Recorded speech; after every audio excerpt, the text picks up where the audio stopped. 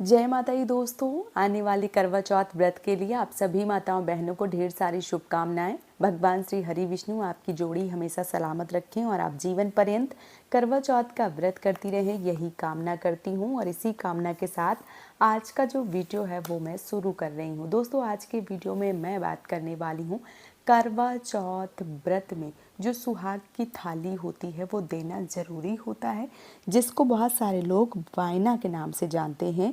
सास को, ननद को, अपने से बड़ों को जो वायना है वो देना ज़रूरी है। अगर हम ना दें तो, या हम घर से बाहर रहते हैं, परदेश में रहते हैं, जो वायना है वो हम नहीं दे सकते हैं, तो उस वायना का हमें क्या करना चाहिए, इन संपूर्ण प्रश्नों का जवाब जो है वो इस वीडियो में आप सबके साथ शेयर करने वाली हूँ। तो चलिए शुरू करते हैं आज का वीडियो और जान लेते हैं वायना के बारे में जानकारी।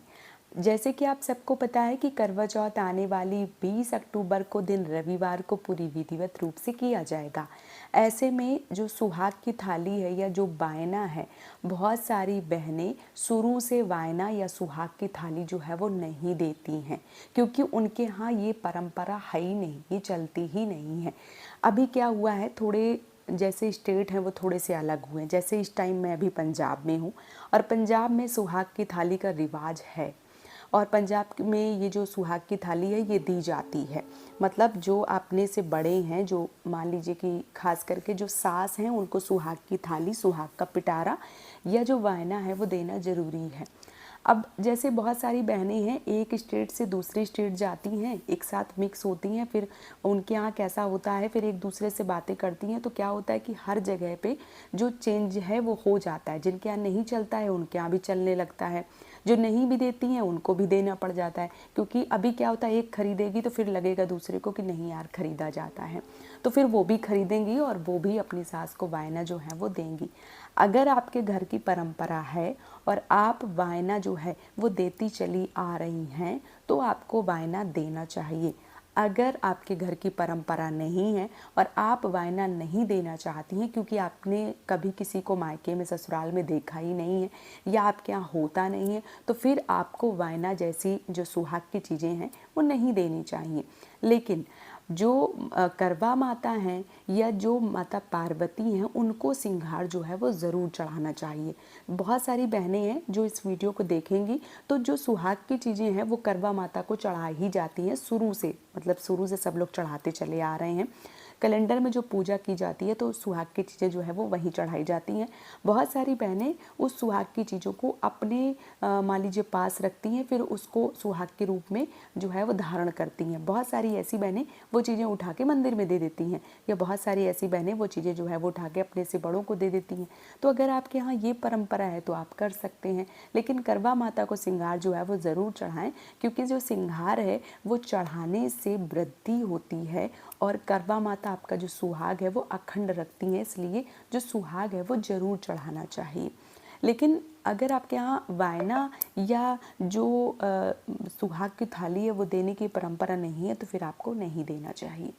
बहुत सारी ऐसी बहनें जो बाहर प्रदेश में रहती हैं, अपने एकल परिवार में, मान लीजिए नौकरी के चक्कर में दूर दराज हैं, उनके पास घर का कोई भी सदस्य नहीं होता है, फिर उनको लगता है ये चीज़ें जो है वो क्या करनी चाहिए। तो जैसे कि मैंने पहले शुरुआत में ही बता दिया, फिर से बता रही हूँ, अगर आपके यहाँ चढ़ता है या दिया जाता है वायना तो आपको देना है। अगर आपके यहाँ नहीं चलता है तो आपको नहीं देना है, आपको सिर्फ करवा माता में जो श्रृंगार की चीज़ें हैं वो चढ़ानी है, और उसके बाद कोई भी थाली, कोई भी प्लेट, कोई भी साड़ी जो है वो नहीं देनी है। लेकिन अगर आप इसी बहाने अपनी सास को या अपने बड़ों को श्रृंगार की चीज़ें जो है वो दे सकते हैं, आपका बजट है और आप साड़ी जो है वो दे सकते हैं, तो खुशी से तो आप दे सकते हैं, इसमें कोई दिक्कत नहीं। क्योंकि सुहाग की चीज़ों का जब हम दान करते हैं तो वृद्धि होती है, हमारा जो सुहाग है वो अखंड होता है। अगर आप देना चाहती हैं और आपका बजट है तो आप दे सकती हैं, इसमें मनाही भी नहीं है। अगर आपकी खुशी है तो आप दे सकते हैं, लेकिन अगर आपके यहाँ नहीं चलता है, आप देना भी नहीं चाहते हैं, तो फिर कोई ज़बरदस्ती नहीं है कि आपको देना ही है। लेकिन जो बहनें बाहर रहती हैं प्रदेश में और उनको समझ में नहीं आ रहा है कि जो वायना है वो उसका हम क्या करें, तो देखिए, जैसे मान लीजिए आप बाहर रहती हैं, आपने सारी चीज़ें जो है वो अच्छे से खरीद ली हैं और आपको 10-15 दिन बाद, महीने 2 महीने बाद अगर आना है तो फिर आप वो अपने सास के लिए, अपनी जेठानी के लिए, जिसके लिए भी देती हैं उनको आप लेके आइए और दे दीजिए। अगर आपका सालों चक्कर नहीं लगता है तो फिर वो जो चीज़ें होती हैं वो आपको मंदिर में जो सुहागन ब्राह्मणी होती हैं उनको दान में दे देना चाहिए। अगर ऐसा भी करने में असक्षम हैं, मतलब सक्षम नहीं हैं, तो फिर आपको चीज़ें जो है वो बांध के किसी भी मंदिर में जो है वो चढ़ा देनी चाहिए, जहाँ पे पुजारी जी जो हैं वो अपने घर ले जा सकें। या आप जहाँ भी जिस मकान में रह रही हैं, जिस फ्लैट में रह रही हैं, जहाँ भी रह रही हैं, आपसे कोई बड़े हैं और आपका उनसे अच्छे से बनता है तो आप जो आपके मान लीजिए कि पैर छूने लायक हों, क्योंकि आशीर्वाद दिया जाता है, क्योंकि आशीर्वाद लिया जाता है चीज़ें जो है वो देने के बाद में, तो जो आपके सास तुल्य हैं, जेठानी तुल्य हैं, आपके बड़े हैं, तो आप उनको दे के पैर छू के आशीर्वाद जो है वो प्राप्त कर सकती हैं। आप ऐसा भी कर सकती हैं। लेकिन अगर आपकी इच्छा है तो, अगर आपकी इच्छा नहीं है तो कोई ज़बरदस्ती जो है वो नहीं होता है।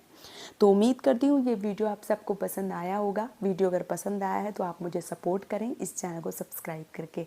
आज का वीडियो यहीं पे समाप्त कर रही हूँ दोस्तों। जय माता दी।